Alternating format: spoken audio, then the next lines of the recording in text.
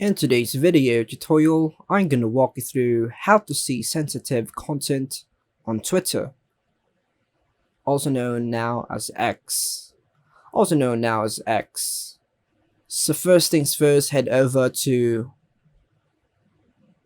the browser and search for the Twitter. Now on your Twitter app, make sure you already have logged in to your Twitter account.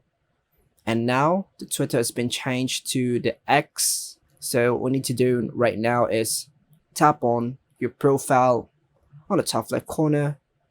And what we need to do here is tap on settings and support. Once you get there, go ahead and tap on settings and privacy. And what we need to do is go to privacy and safety again. And here what we need to do is go to the content you see and make sure this one is toggled on. And next, on the search settings,